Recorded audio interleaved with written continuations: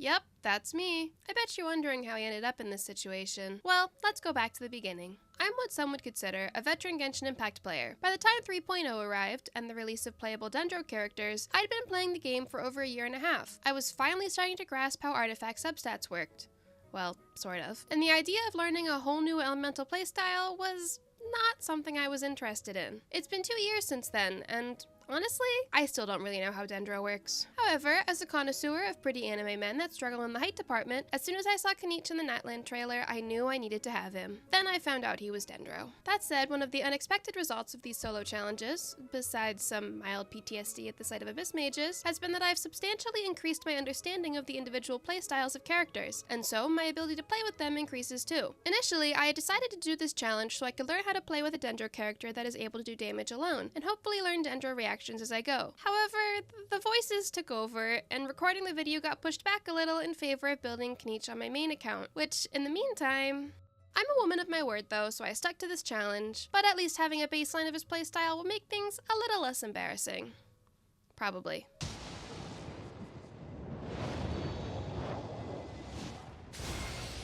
Malipo Kinich. I don't believe we've met. If you'd like to request my services, please brief me on the job and state what you're willing to pay. That's your pitch? Ugh, come on, man, you're killing me! You're supposed to tell them what a pro you are, play up your past experience, set their expectations high, and then you say, and that's why I charge a higher price than most. Don't you know anything about doing business? How did the almighty Dragon Lord How end up stuck in a contract with such a clueless moron? Oh, the humiliation. Now that we have him on a solo account, it's time to go over the rules. Like in my other videos, I can only play with Kinich, but I can use other characters for story-necessary non-battle mechanics. Additionally, any and all claymores are allowed, and since I didn't actually start recording this playthrough until after his banner ended, we don't have to worry about getting his weapon before Inazuma, so that rule won't apply for this video. If I somehow get a 5-star claymore, we'll just call it a happy accident and play with it. With all that out of the way, let's begin. We start at Amber's domain per usual, and surprising nobody, Kinich joins Wanderer in a second category other than my main lineup, successful at skipping Amber's domain. It took a few tries, but we did it in the end, so that's what matters. Unfortunately, my luck didn't continue into other starter domains, but we'll get into that later. After leveling up the Statue of the Seven a bit, we head to the next domain. Kaya, are you good? I tried skipping Kaya's domain and was able to skip him, but unfortunately there was an invisible wall, so I had to do the rest of the domain the regular way. How sad. Finally, in Lisa's domain, I don't know why I forgot about using his skill midair, but it's fine because I did this parkour move, so it's better anyways. Unfortunately, this is where I got overconfident in my abilities. I don't even know why I did that. Oh well. With Lisa's domain done, we completed Act 1, and now it's time for the pros and cons of Kinich while we grind to AR10. But first, why Kinich? And what's my beef with Dendro? Don't get me wrong, there's nothing wrong with Dendro. One of my best friends actually primarily plays with Dendro characters, so I know they're fully capable. She's also the only Kaveh main I have ever met, but that's neither here nor there. The problem is with me. My main playstyle consists of just spamming attacks with no real consideration for elemental reactions. You have probably already realized that if you've seen my previous challenge videos. And just look at my main team. Does this team look like it has any elemental synergy? Exactly. Dendro, on the other hand, all but requires elemental reactions to apply burn or produce and explode the blooms. Not only that, but of my main team, only one even has any elemental synergy with Dendro. Anyone else would probably just skip Kinich or opt for Raiden's rerun. But I already had her and her weapon at R2, and I am nothing if not a simp. So after getting him, his weapon, and R3 of Raiden's weapon, I decided to start rolling to get a solo account. So here we are. Additionally, he's very much a great gateway for Dendro characters, as he doesn't really need elemental reactions to be powerful. Oh, okay. That's cool. Anyways, with both my knowledge, albeit limited, as well as what was experienced during this challenge so far, let's go over his solo challenge pros and cons. For the pros, the first one is obvious. He's super powerful. The power creep from Natlan characters is very real, and Kinich is no exception. He's also amazing with solo enemies, which is ideal for the challenging boss fights we have throughout the Archon quest. Even if it's not only solo enemies, while his skill is active during a battle, he can easily dodge attacks from enemies without stopping his attack, or get behind shield enemies before they can turn around. Outside of pure battle advantage, the primary reason I wanted to do a solo challenge with him is his skill outside of battle. He's among the best characters for exploration, with good reason. He's basically Spider-Man. Spider-Man. He can reach high places and get us a good start with climbing something extra tall, and so long as you use his skill first, you won't take fall damage. Emphasis on using the skill first, because I learned that the hard way. His stamina will also recharge while he's grappling in the air, which is nice considering we didn't get that benefit from Mualani. Plus, there's not that many enemies immune to Dendro damage, for the most part. So with all those benefits, what are the cons? On the topic of Dendro, since it wasn't introduced as playable until 3.0, nothing released prior to that has any need for Dendro. You can't even buy Dendro level up materials in the Mondstadt or Liyue shops, meaning you can only get them from Dendro bosses or using the craft exchange, which requires wishing and then spending the Stardust. Additionally, his targeting could use some work. It's sometimes off, especially with large bosses, so he won't latch onto them and will instead mid-air grapple, meaning you have to wait for his cooldown before getting to do any real productive damage. At least it's not as bad as Mualani and Sharky. He also needs a relatively open space when fighting. He can get caught on walls, land masses, and furniture, so in any small area fights, it becomes a bit of a hassle. Another con? A how. I definitely spoke too soon in my Wanderer video when I complained about his idols and sprinting comments. A how literally does not stop. 10 points for agility. Are you running away? Do I get a share? You actually want this trash? I didn't mind it on my main account, but for some reason, it feels like on this account, he just keeps going. I actually like Ahau generally. I think he's funny, and some of his lines, especially the low HP lines, are great additions to Kenich's playstyle. But he drove me a little insane at times in this challenge, if I'm being honest. Going back to Dendro, this last one is a problem exclusive to solo challenges. Dendro, as a whole, is heavily reliant on elemental reactions for best damage. Even Kenich's kit is meant for burning or burgeoning, which obviously we aren't doing much of without a pyro character on our team. At this point, after struggling to break the Abyss Mage's shield with my, well, 1-star Claymore, I decide to see what I have to work with.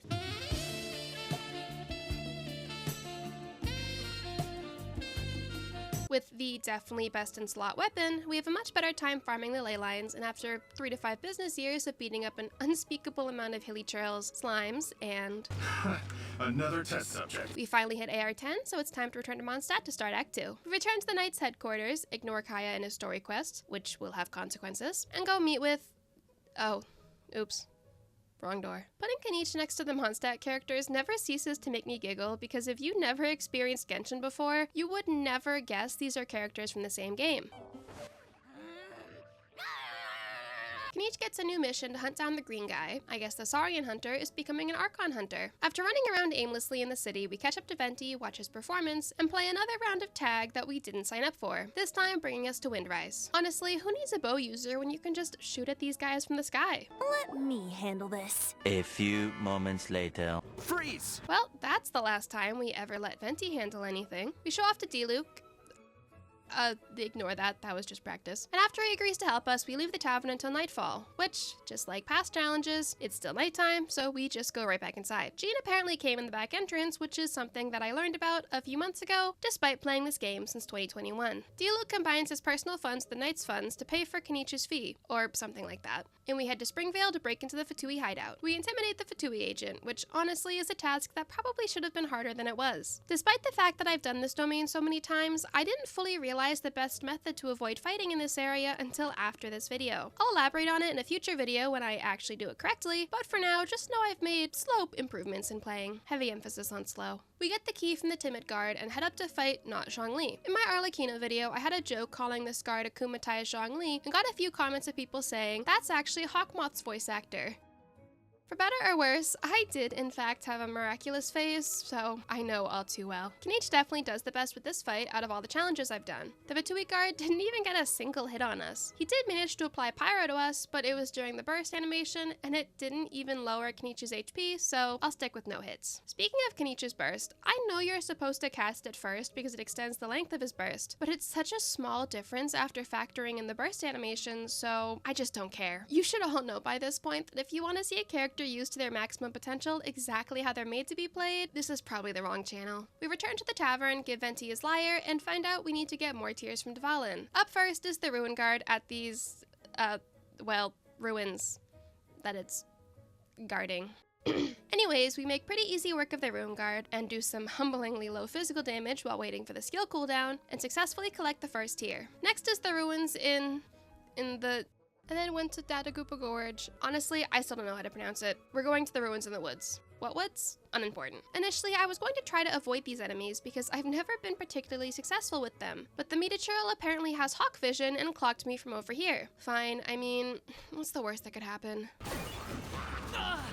Listen, there's no rule about food. If anything, food is the only thing that's allowed me to progress in any of these challenges. Well, except Arlecchino, but that's not really my choice. We managed to beat the enemies and get this precious chest as a reward, but more importantly, Kinich gets crowned the first of my challenges to successfully beat them while collecting the tears. In hindsight, I don't know why I didn't let Arlecchino try and fight them, since well, she's got a super advantage in element, both over the Abyss Mage and the Meteoril Shield, but can't do much about it now. 2 of the 3 tiers collected, we head to the domain, and this time, I opt to just ignore the nearby enemy. I can deal with it later. I don't think I'll ever get over how funny it is when an enemy just becomes a projectile. I could completely skip this part of the domain, but I wouldn't get this good old common chest, and someone always mentions it when I miss chests. You know, not being able to climb back out of the water here kind of feels like a design flaw, but maybe that's the point. Okay, this is definitely a design flaw. We get this chest, which is good, because for whatever reason, I just leave the other chest after defeating all the enemies in the room and unlocking it. I genuinely could not tell you what was going on in my head when recording this. We've reached the final boss room, and Conrad the Pyro Abyss Mage, what a name, decides to put his back against the wall and make Kenich's blind spot mechanic completely useless. Cool. After a few rotations of the skill, we finally defeat Conrad, find the 3rd tier, and head to meet back with the others. Again, look at these 4 together. Imagine showing this image to an OG Genshin player back in 2020 or 2021. They probably would think Kinich is some sort of modded Zhao or something.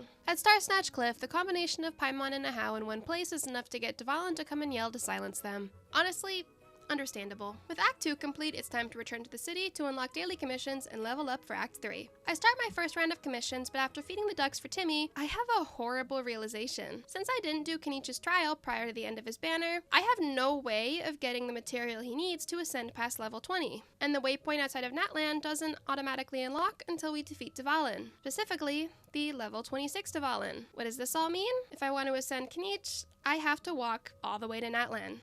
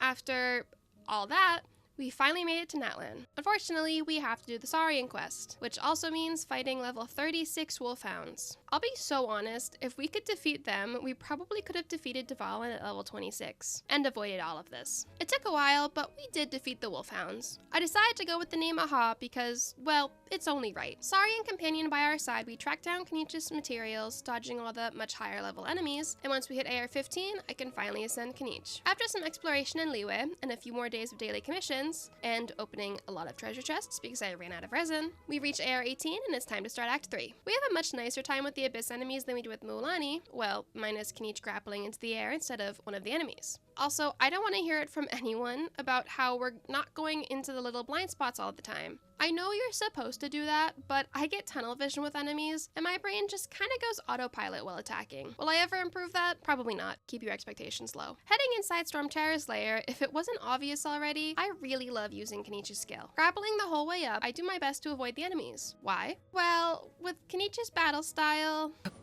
Yeah. We unlocked the Statue of the Seven, and now it's time for the 3 seals. There's really nothing particularly exciting about the first one, but the second seal is the timed battle. Honestly, after the terrible time I had with Arlecchino, anytime I do this with other non-pyro characters, it brings me immense joy. I think I've developed a complex with specifically pyro abyss mages. Anytime I see them, I have to just...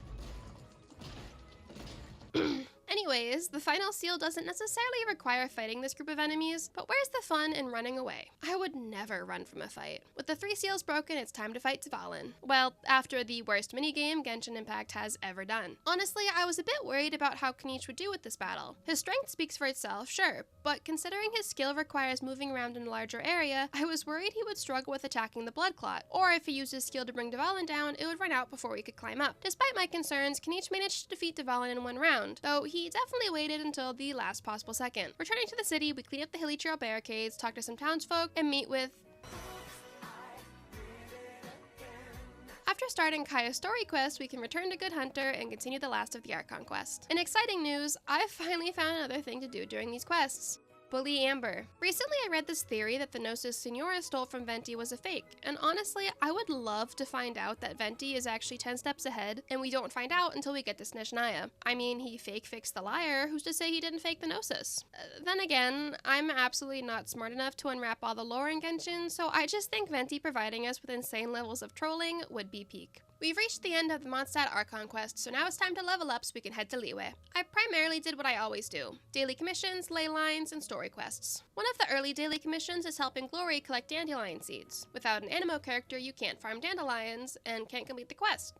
Right? Wrong. In Sumeru, there's an old man located in Port Ormus who specifically sells dandelion seeds. Yes, I did come all the way over here for dandelions. Completing this commission also typically triggers a follow-up commission after with Goodwin that has dandelion seeds as a reward, so a win's a win. Besides fighting enemies, delivering food, and the occasional gift for the church wife or a slime medicine, which, by the way, is how I realized there is an enemy in early game immune to dendro damage, there's another daily commission you can get that is, well, complicated. Ellen and her 5 Hilichurl dummies. If you watch my Mulan video, you'll see that I had a particularly rough time on it with her. I don't think I ever got the commission with Arlecchino, and Wanderer was able to do it pretty easily with a charged attack. So, how did Kinich fare? Well, 3rd time's the charm, right? As another example of my slow improvement with these playthroughs, let's talk about the story quests. Despite the fact that all of these story quests require at one point using the element of that specific character, Kaya with the cryo monument, Amber with her domain, Diluc with the cryo flowers, etc., this doesn't mean the story quests are a complete wash. I've actually found that the best way to maximize experience points with the story quests without breaking the rules of the challenge is to go as far as I can within the quest. For most of them, the part of the quest that requires a specific element is towards the end, so I can still get a decent amount of experience points without needing to use a character other than the challenge character. The only downside is perpetually having to see the quest in our quest box, but wins and losses. Does this mean that I did all the story quests?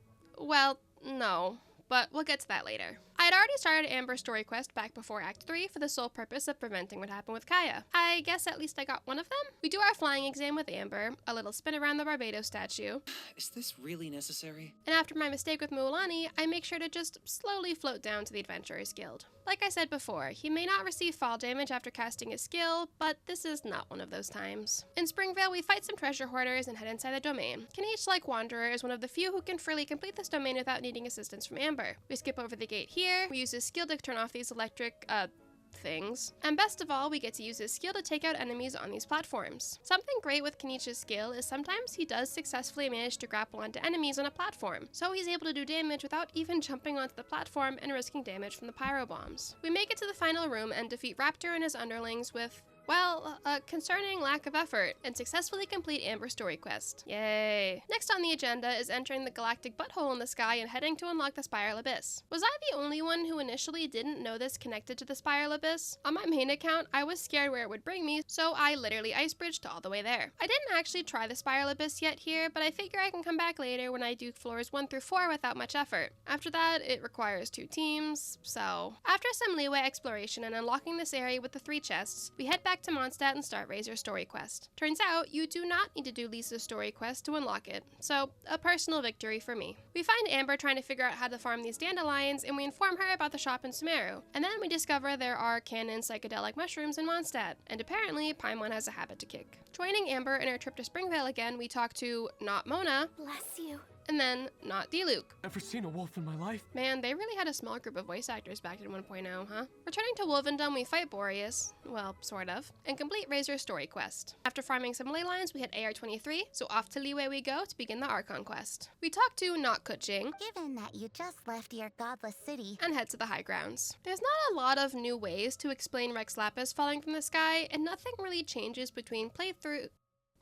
What? Today I learned that the fire sprite might randomly show up in old Archon quests. Why? Who knows? I hope Hoyoverse doesn't patch this because it's adorable. Paimon and Lumine stressing about Rex Lapis and the Millelith, meanwhile this little guy just juggling his egg. Absolutely amazing. Child rescues us and gives us a suggestion to find the Adepti, so we head to find Mooncarver. This was another battle I was a little concerned about since, like I mentioned, he tends to be more ideal for smaller enemy mobs or boss fights. By the time this video releases, 5.3 has already been released, and we all know about Genshin bringing the Chronicled Wish back, this time in Liyue. What does that mean? Yes, I will be doing Child only at some point after I finish Wanderer and Arlecchino. I also did a poll on my community tab, which you guys voted overwhelmingly for me to do Shenhua only too, which honestly I was thinking about doing because Shenhua only reruns every 3 to 5 business years, so it's kind of now or never. Unfortunately, someone reminded me that Shenhua is one of the literal 2 characters that requires the Enkanomiya world quest. I'll be able to do her interlude quest and get her to level 40, but after that I need to do the world quest. When I did this quest on my main account, it was during that event where it was voiced. That was fine. I really liked it actually. Unfortunately, that was temporary. Maybe I'll try to find a video of the event and just play it in the background while I play.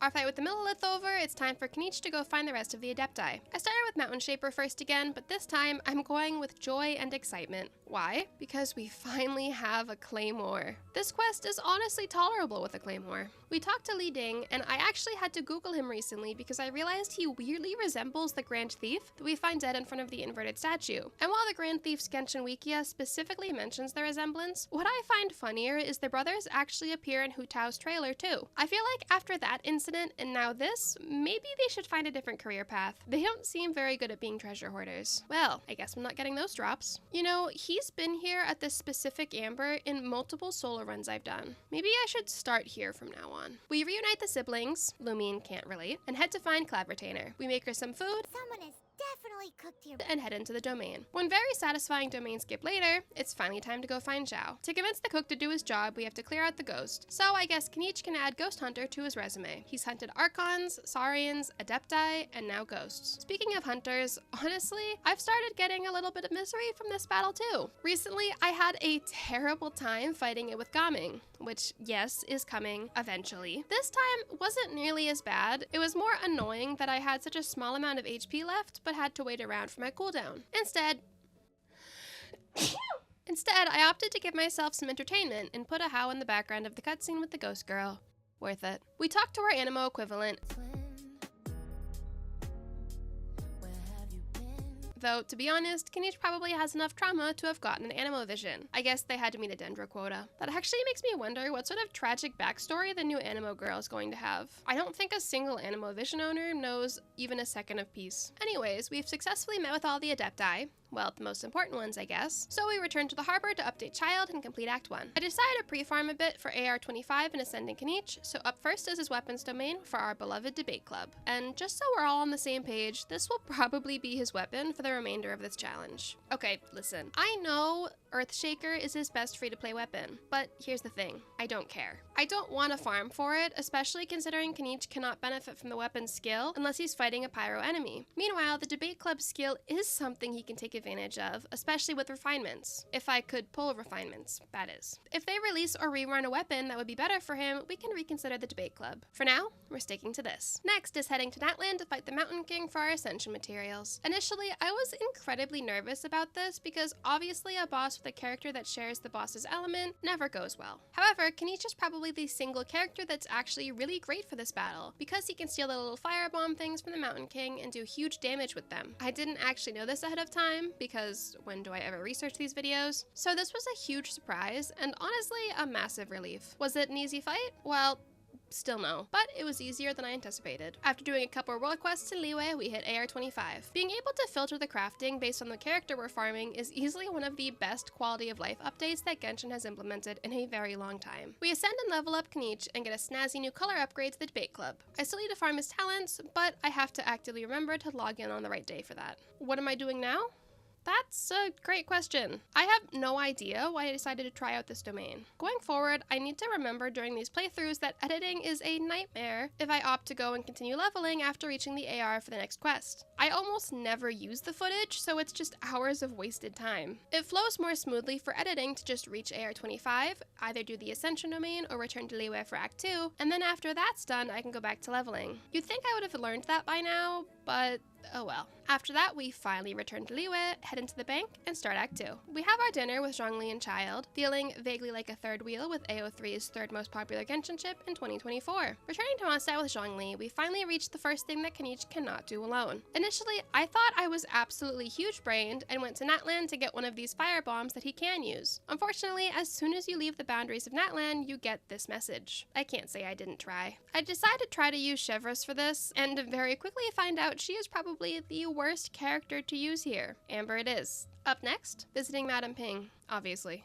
I wanted to see if it's possible to skip most of this domain, but unfortunately, I found multiple obstacles along the way. Bummer. The first thing was that this gap is way too high for Kinich to clear, so we have to fight the Geoslime and the spider. I left the task of the spider to Aha, which ended up working out, even if it took a while. The next obstacle was here. There's an invisible wall, so we have to go through the slimes and the spider. This honestly took a humbling amount of time, and I think it goes back to the fact that Kinich is not necessarily ideal for large mobs of enemies, especially enemies that take multiple rounds of his skill just to break their shield, like the Geo or Cryo Slimes. Eventually, we defeat the slimes, unlock the wood current, and obtain the cleansing bell. So now what? We're going to Boo Boo Pharmacy. The pharmacy, currently being run by a self-aware zombie child, does have what we need. However, the aforementioned zombie child will only work with us if we help her find a Coco Goat. A goat adeptus?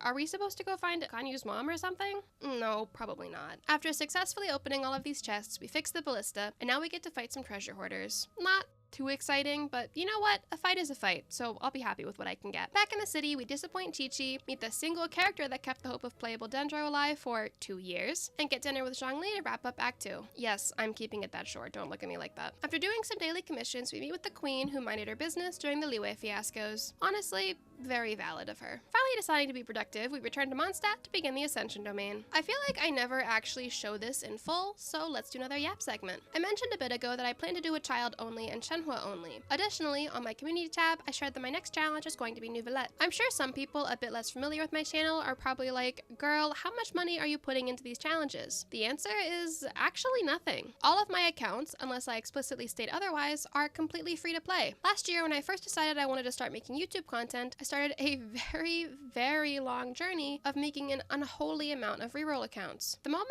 I think I have around, well, 160.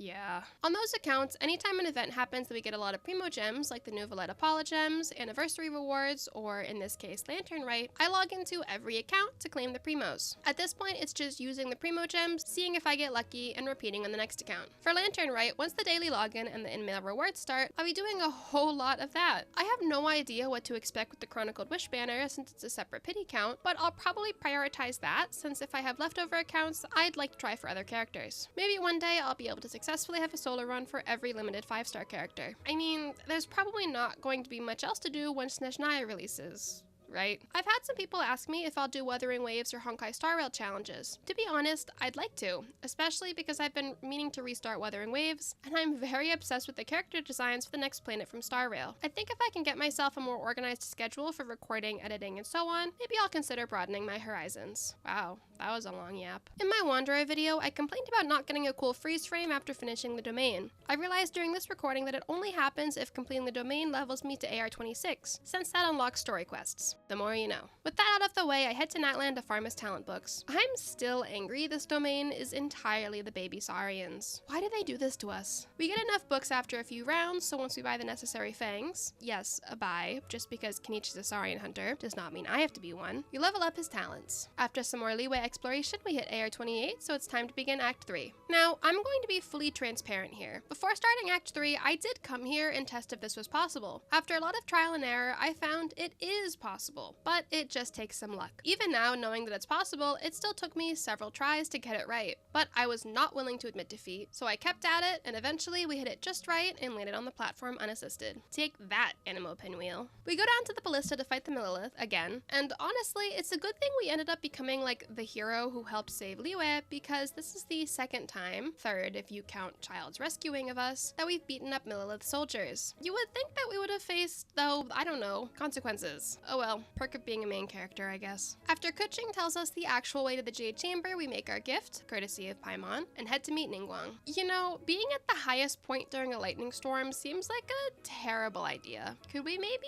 like, I don't know, go inside? Oh. We're gonna stand by the edge? Sure, that's safe. Yeah, as soon as our outside dialogue is done and we can go inside, the rain clears up. That figures. Remember the cursed faceless Ayato thing that happened in Genshin World? Well, I've got a new one for you now. Faceless Ningguang. This hasn't happened with my other playthroughs, and I've done this with every single one, at least I think. So this definitely took me off guard. Sorry, Ningguang. We go and investigate the Fatui's antics, and if there's one thing I really hate, it's trying to fight these tanky Fatui guards once they put their elemental shield up. There's really not much that Dendro can do in these battles, so it's essentially just trying to chip away at the HP. Did I have a good time? No. Since the Abyss mages aren't so bad in this challenge thanks to being a Claymore, I guess I needed to at least have one enemy I struggled with. So far, the Cryo Fatui agent is the top of that list. I'm already looking forward to the battle for Liyue later. After a humblingly long fight, we can finally move on and go investigate. Maybe I'll get lucky and the two agents up here will be far enough away that I can avoid.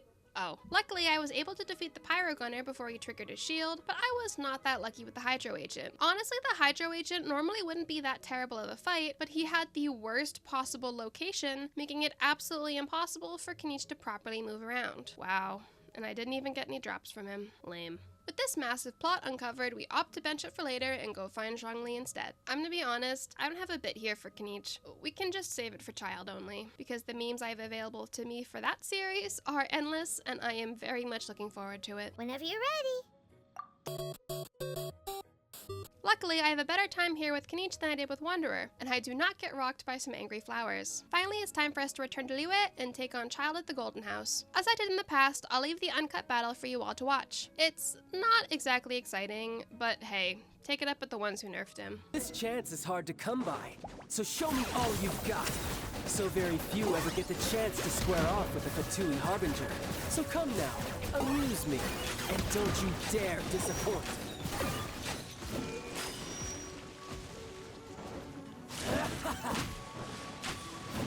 Not bad, not bad, not bad. You've got a trick or good. No wonder Senora was so wary of you. Well, that just means I can go all out. Brace yourself. This is about to get tough. Now, show me what you can do against the might of a Harbinger.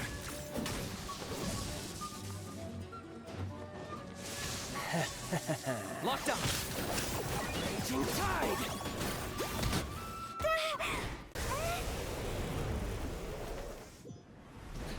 You got to the Gnosis ahead of me, didn't you? Did you simply move faster? Or did you leak the information regarding the Golden House to me on purpose? No matter. Hand the Gnosis over, now! Don't make me take it from you! We didn't take it!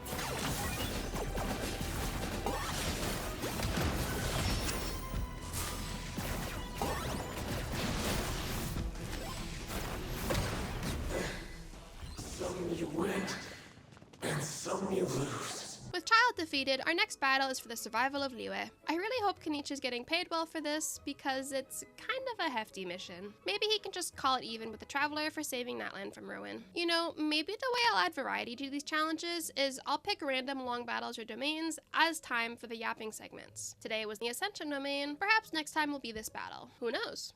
Well, I know. And if you're watching this video after other future videos have been uploaded, you'll know too. Go ahead, post that in the comments, person from the future. This battle was rough. Kinich's only real advantage was the rain making dendro blooms to help him out, the lack of space to move around for his skill, the tanky enemies. It was all in all a pretty bad time. How bad? Well, here's the HP of the ballistas at the end of Arlecchino, Mualani, Wanderer, and Kinich. You be the judge. After a lot actually, of dialogue, we finish Act 3, officially completing Liyue our conquest. Now, let's head back to Mondstadt. So, guess who forgot she needed to progress Diluc's story quest before starting this?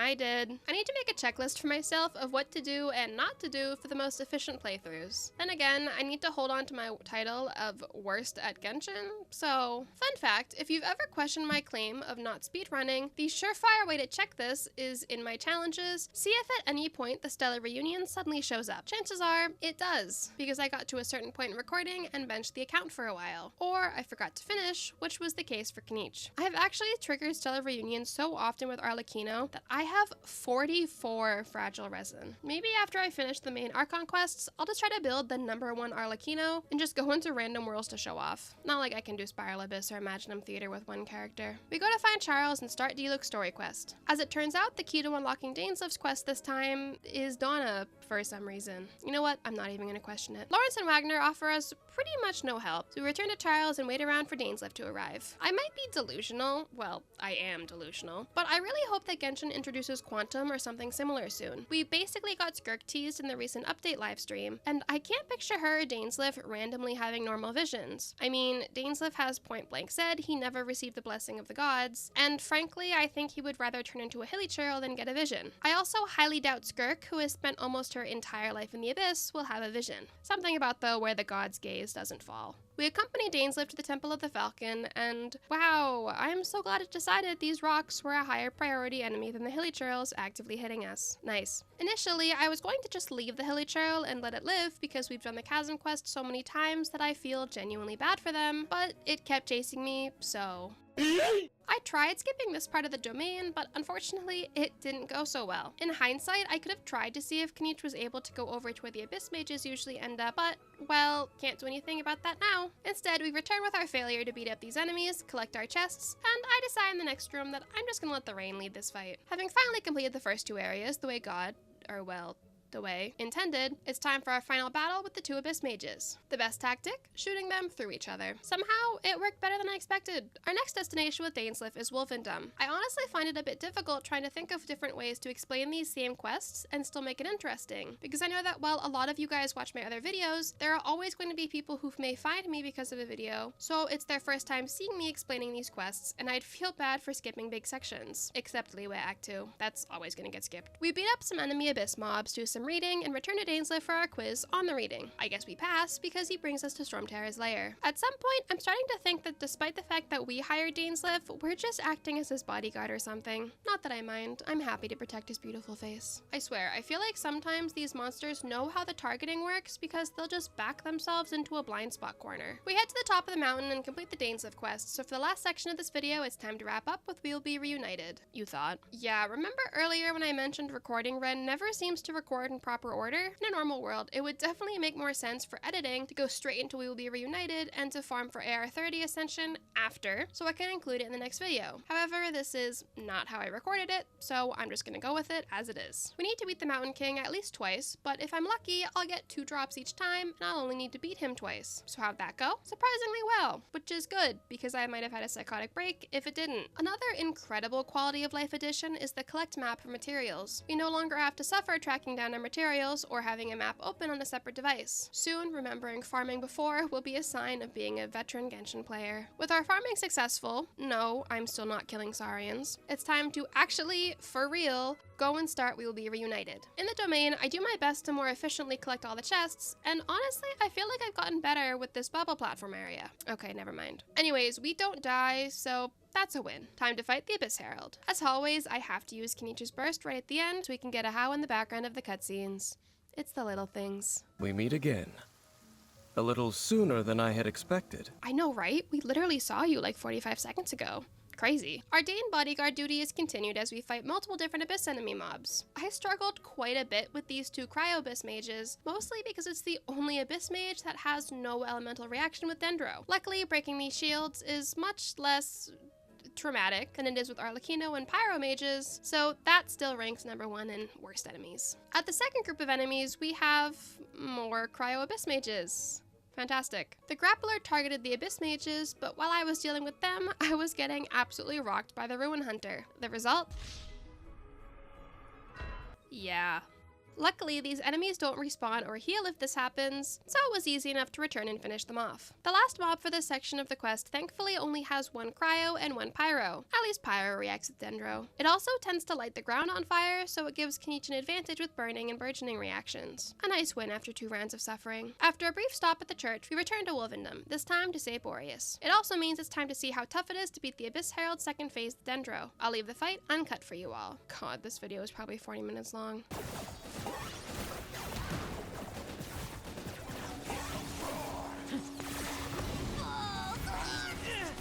My mistake. Glory to which none can compare. Especially not when I'm in Target acquired. measly insect.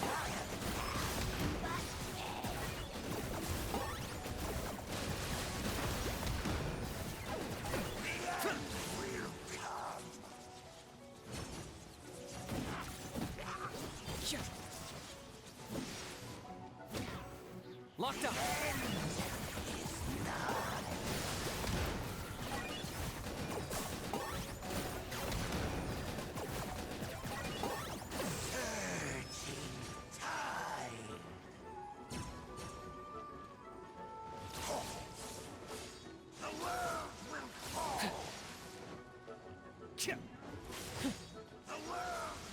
I got him cornered.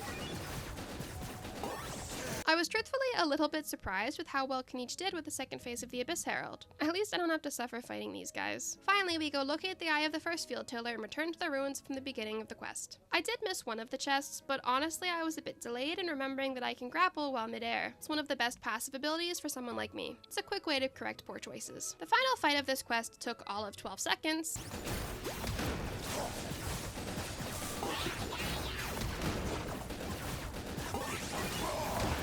And while Lumi gets confirmation her brother is in fact alive, that's basically the only good news she got. I guess Kenich's real job for this challenge is helping Lumine track down her brother, with a whole lot of side jobs. We've completed We Will Be Reunited, marking the end of this episode. What's next for Kinich? Heading to Inazuma, but that'll come next time. Thank you so much for sticking around to the end of the video. I'm so thankful for all of you and the support you guys gave me in 2024, and I look forward to sharing more videos with you all in 2025. A special shout out to my channel members, and if you're new here, be sure to like and subscribe, as well as hit the bell so you never miss an upload. Up next is the new installment of Mulani Only, so I'll see you all there. Until next time!